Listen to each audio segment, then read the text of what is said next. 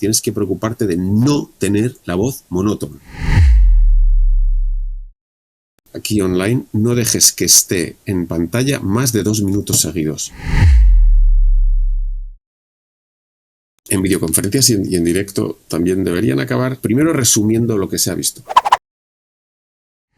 ¿Qué tal? Yo sé que haces muchas videoconferencias, yo sé que todos los días o casi todos los días tienes a Zoom, a Google Meet, a Teams ahí buscando, trabajando con la familia también, pero qué bueno es que un doctor en comunicación que tengo aquí al lado, un experto en cómo hablar en público, nos dé algunos consejitos que te aseguro que te van a ser sumamente útiles a ti y a mí, por supuesto. Él es Javier Bernat, que es súper crack en todo esto de la comunicación a través de la cámara. Y Javier, te quiero preguntar algo, pero ya directo. Cuéntame, ¿qué diferencia hay entre hablar en público, que eso es una de las especialidades que tú has tenido y que en realidad muchísima gente, yo diría que la mayoría, falla en eso? Tiene miedo, tiene un montón de limitaciones aquí, o en la forma de hacerlo, y hacerlo ahora en las videoconferencias. ¿Qué tienes tú como claves, ¿no?, en el pasarse de un sitio a otro? ¿O es lo mismo? No es lo mismo, y espero que se acaben las videoconferencias muy rápido.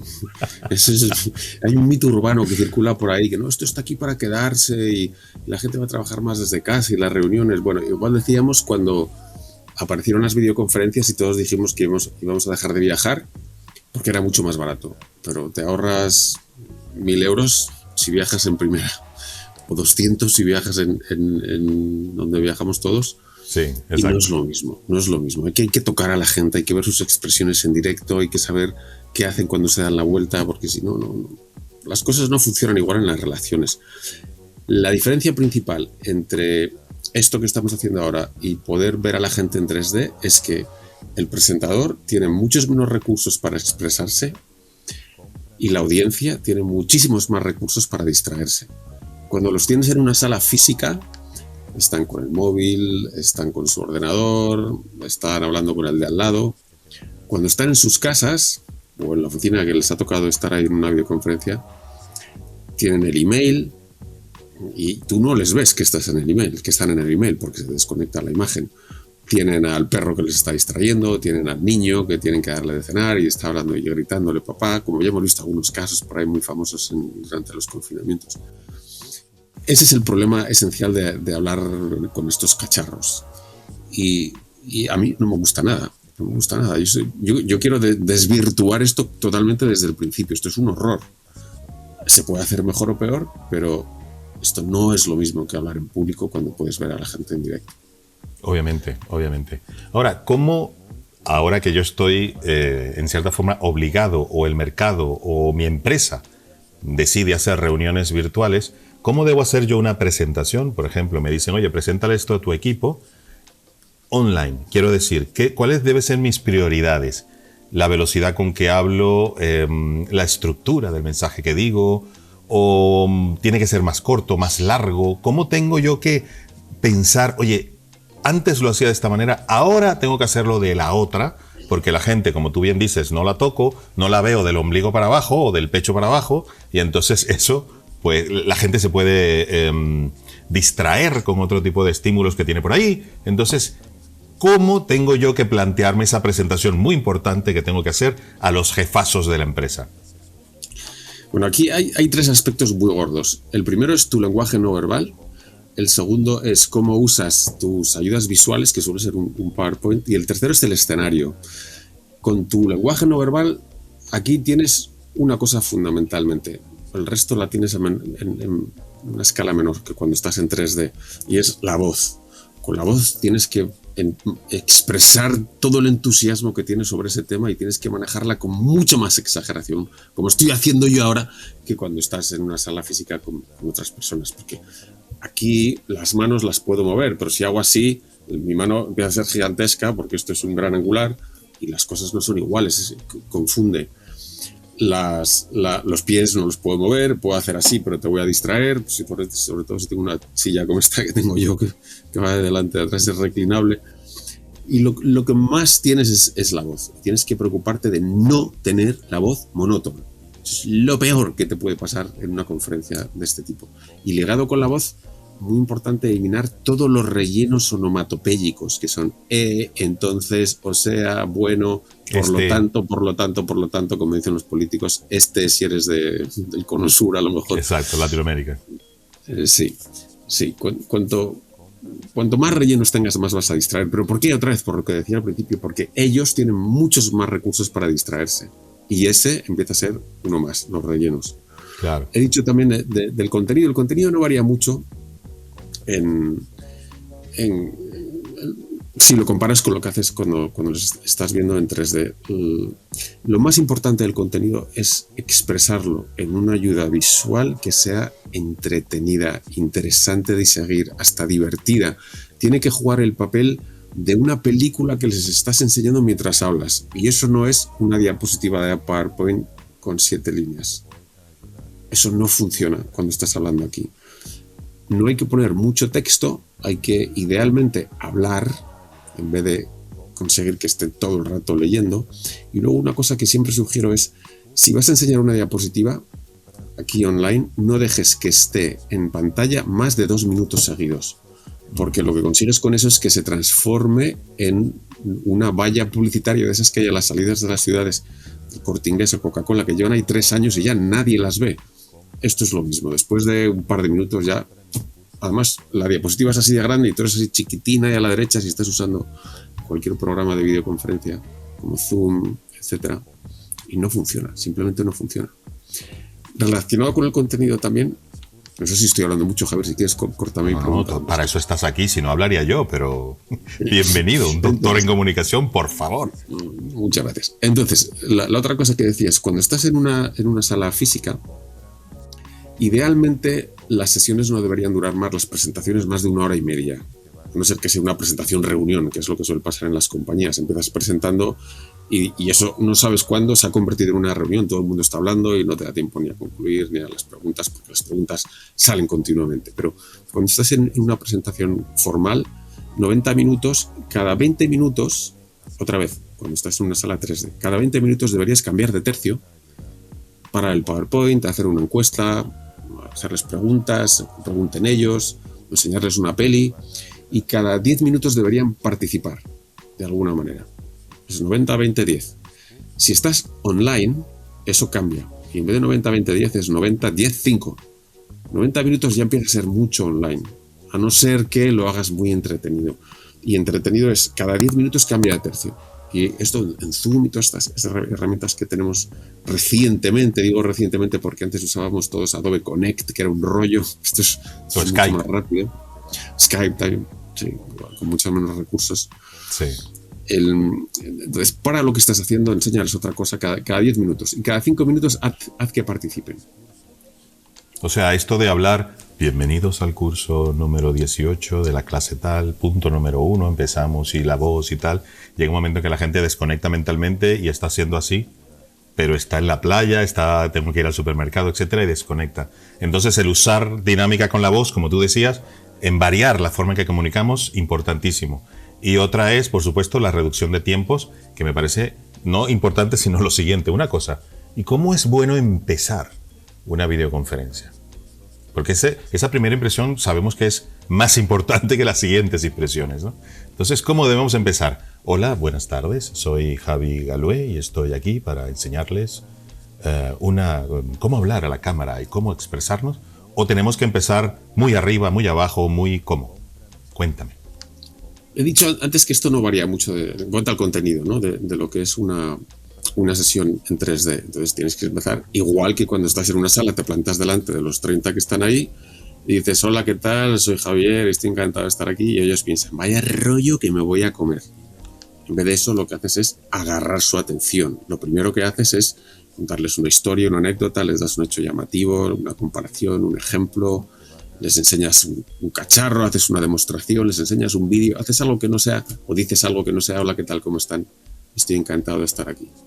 Y online sí que hay posibilidad de poner música. Si empiezas a las 4, pues en vez de a las 4 abres a menos cuarto, a menos 10, pones una musicola que estén ellos oyendo mientras se incorporan y a lo mejor pones una diapositiva que dice, apunta en el chat lo siguiente, pon tu nombre, de dónde eres, tu compañía si es relevante o el departamento, y tu actor favorito, o tu canción favorita, o tu lugar de vacaciones preferido. Con lo cual ellos van interaccionando contigo y luego tú tienes para interaccionar entre ellos. Porque si alguien ha dicho que su lugar favorito de vacaciones es Murcia, luego puedes decir, pues aquí es muy importante esto que pasa sobre todo en los sitios donde hace mucho calor, por ejemplo, donde ha dicho antes Cristina, que es de Murcia. Entonces, como he dicho antes, hay que interactuar con ellos y esto te permite interactuar. Incluso pueden interactuar no solamente yo con ellos y ellos conmigo, sino entre ellos. Quiero decir que la gente en un chat también puede comentarse entre ellos y eso hace que la comunicación sea multidireccional, ¿no? Hablando de comunicación un poco más estratégica. Sí. Eso está muy bien. O sea que las diapositivas que usamos en PowerPoint o el sistema que hagamos también pueden servir para que la gente o dar instrucciones o dar la normativa, que no está mal, ¿no? Oye, levantar la mano para participar o escribir un chat o escribir un email a tal sitio para recoger las preguntas, lo que sea, y de esa manera ya la gente empieza a actuar, a moverse y no estar así, ¿no? Esperando que termine la videoconferencia, que uno como que se va derritiendo, ¿no? Porque claro, a las 7 de la mañana una clase de cualquier asignatura, si el profesor no le mete un poquito de chispa, ni la clase va a estar bien, ni van a ponerle atención y por supuesto esa clase va a ser como que, ¡chac!, ya di mi clase, ya cumplí con mi objetivo, ¿no? En ese sentido, bien. Ahora, ¿cuáles? Me imagino que has hecho muchas, pero también cuando hablas en un escenario, que tú ahí eres un súper experto, no solamente haciéndolo, sino enseñándolo, que es muy importante. ¿Cuáles son los errores que nunca debemos cometer a la hora de... Y con ustedes, Javi Galué. Se abre el telón y entro yo. ¿Cuáles son esos errores? ¿De Javi Galué? No, los errores que yo no debo cometer ni cualquier persona que vea en este vídeo. Javi es el que va a hablar y ¿qué errores puede cometer? Obviamente. Bueno, el error más gordo es empezar de manera aburridísima. Hola, ¿qué tal? ¿Cómo están? Que ya hemos mencionado. Otro error muy común es no decirles desde el principio qué es lo que tienes para ellos. ¿Por qué estamos hoy aquí? Que no es solo decirles, vamos a hablar de cómo vuelan las gaviotas en primavera, sino esto os interesa porque si sabéis cómo vuelan las gaviotas en primavera, vais a tener muchos menos problemas con vuestra pesca en el barco. Me estoy liando, pero es decirles algo que tienes para ellos desde el principio. ¿En qué les va a beneficiar el hecho de quedarse allí escuchándome? Un poco a eso, sí. ¿No? Los romanos le ponían nombres bonitos, ¿no? Benevolum parare, attentum parare, docilem parare, que suena muy bien hablar de latinajos, pero quiero decir que esto tiene 2000 años. Hace 2000 años los clásicos todos decían, cuando empiezas una sesión, que no lo llamaban presentación, cuando estás dirigiéndote al público, asegúrate que desde el principio les enganchas y asegúrate de decirles qué es lo que tienes para ellos, porque si no, no te van a hacer caso.